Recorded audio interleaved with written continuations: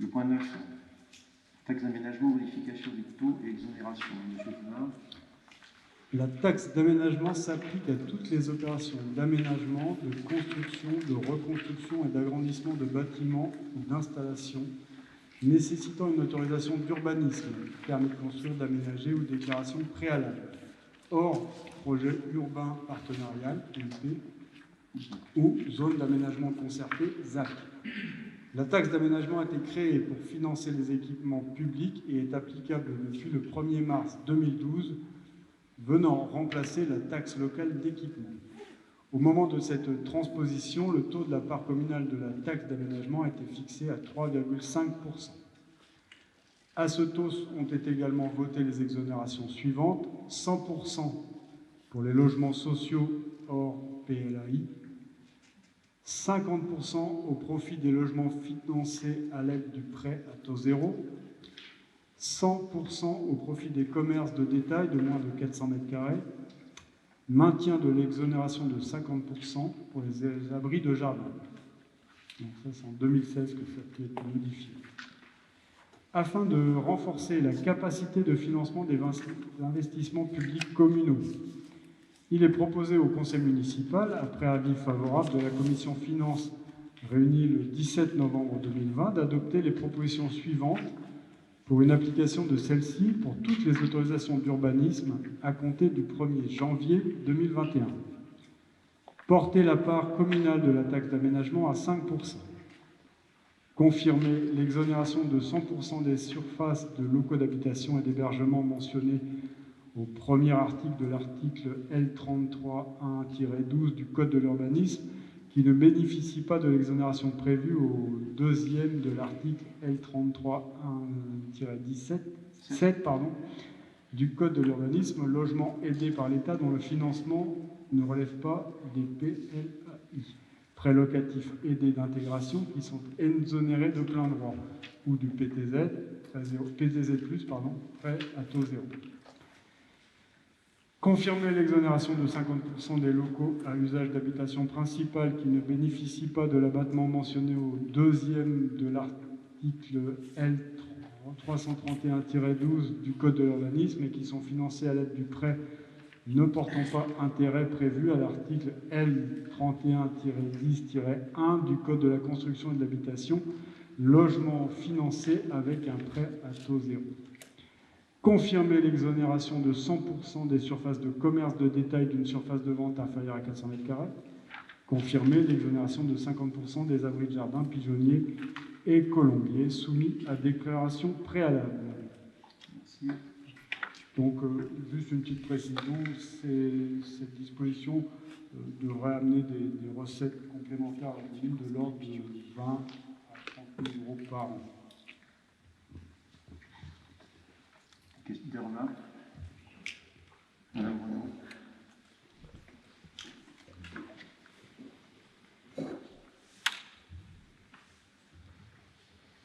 Merci, Monsieur Dumas.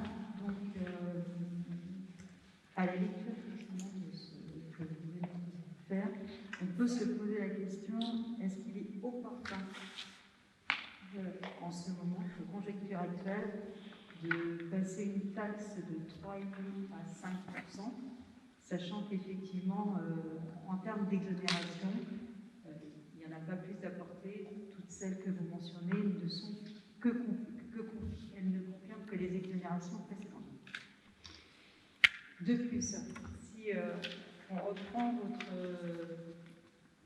programme, il est mentionné à la dernière ligne: de manière responsable et fort de notre expérience, nous réalisons notre programme sans augmentation des taux d'impôts locaux. Donc c'est la raison pour laquelle nous souhaitons que cette décision soit soumise au vote en bulletin secret. Merci. Comme c'est prévu en fait à l'article 26 du règlement intérieur. Merci. Juste pour préciser, effectivement, on trouve opportun parce qu'effectivement, on a des dépenses qui vont croissantes, on a des bâtiments, des écoles, divers bâtiments à réaliser, et on trouve normal que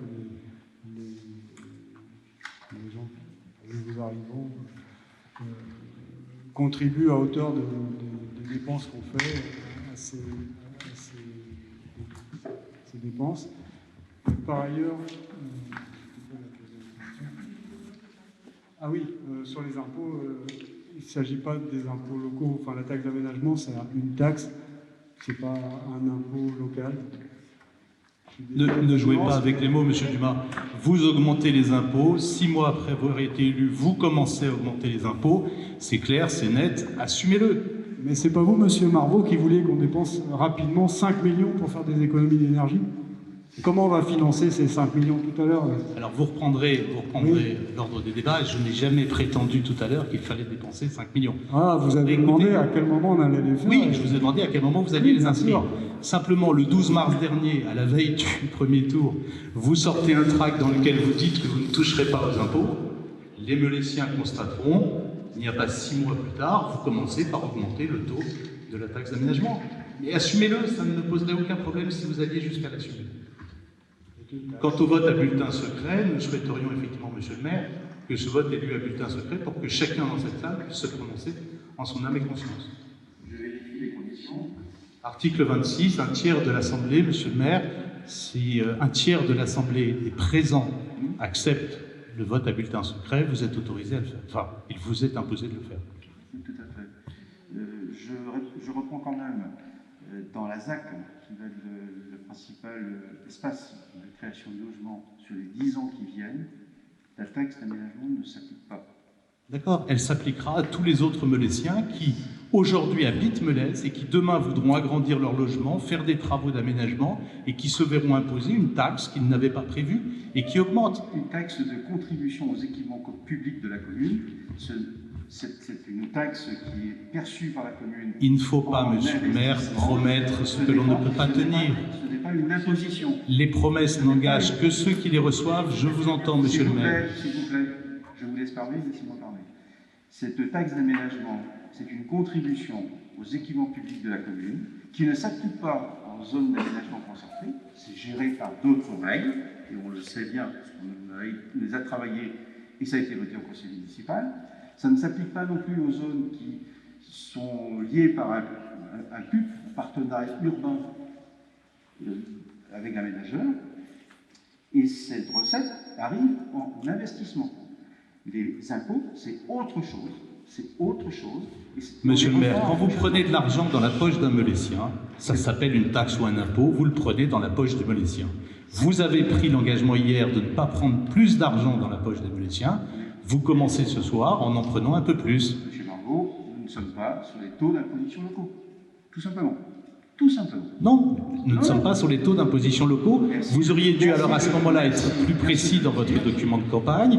Merci de l'avoir dit. Mais vous êtes bien dans l'augmentation, des prélèvements obligatoires appliqués, et d'ailleurs vous l'avez souligné avec beaucoup de précision, appliqués aux anciens Meléciens, aux Meléciens actuels, à ceux qui habitent aujourd'hui Melèze. Non, puisque les nouveaux habitants ne seront pas impactés. Donc les nouveaux habitants ne contribueront pas demain à l'amélioration de nos équipements publics quand les anciens, les actuels Meléciens, vont eux seuls supporter les charges de cet impôt. Non, il n'y a pas que les anciens qui viennent à s'installer, c'est applicable à toute autorisation d'urbanisme à partir du 1er janvier 2021. Monsieur le maire, vous n'avez pas encore compris que nous sommes dans une crise particulièrement difficile. Nos concitoyens sont dans des situations particulièrement compliquées. Nos artisans demain ont besoin d'aide à l'activité. Ils ont besoin d'un maximum d'aide à leur activité. Ce 1,5% qui va augmenter le coût de toute opération de construction, d'aménagement, d'agrandissement de maisons ne peut être qu'un frein aux dépenses qui seront engagées. Vous connaissez la sensibilité du marché de l'artisanat, on en verra le résultat. Nous regrettons simplement... Monsieur Jantès, vous avez la main. Oui. Mestri aussi, je crois. Juste, effectivement, ça ne concerne pas les anciens Meléciens comme vous voulez le dire. Je ne sais pas trop ce que ça veut dire d'ailleurs, anciens Meléciens. Mais tout simplement également des opérations, par exemple, il y a de plus en plus d'opérations aujourd'hui. Les Meléciens actuels, Vous me laissez finir, s'il vous plaît, monsieur Marvaux.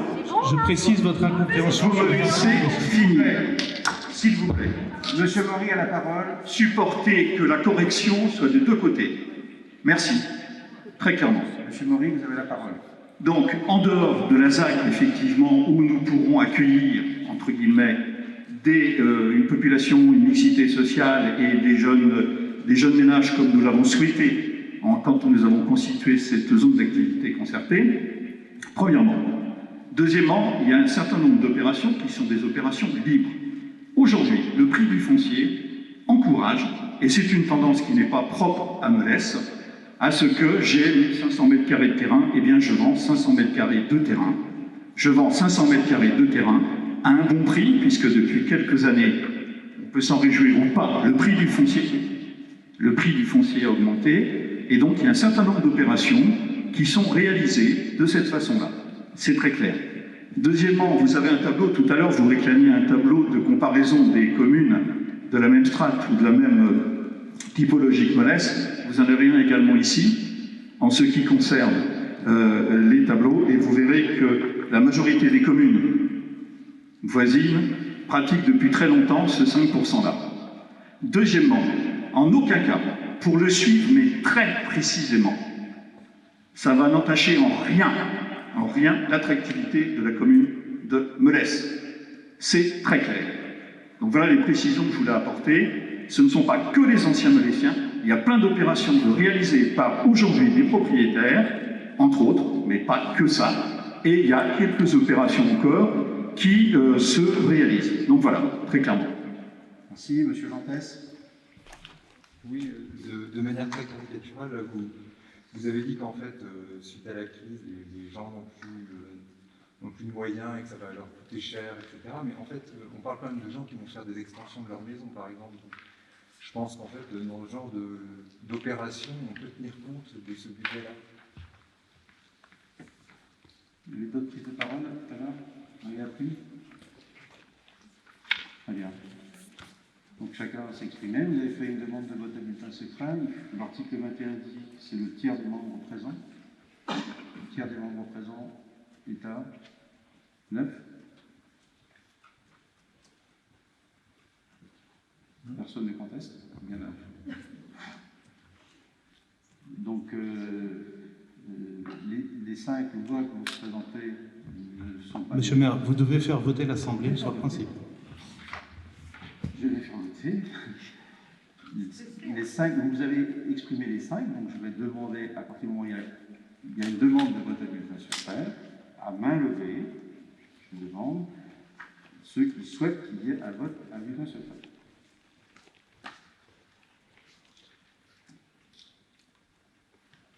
Je compte 5. Le vote à bulletin secret est rejeté. Je vais donc maintenant solliciter l'avis du conseil municipal sur ce point-là, en invitant le conseil municipal à valider les propositions qui ont été présentées de manière détaillée, avec une application aux autorisations d'urbanisme à compter du 1er janvier 2021 et à m'autoriser à signer tout document sur ce dossier. Qui ne prend pas part à ce vote? Qui est contre ces dispositions? 5. Qui s'abstient? Je vous remercie.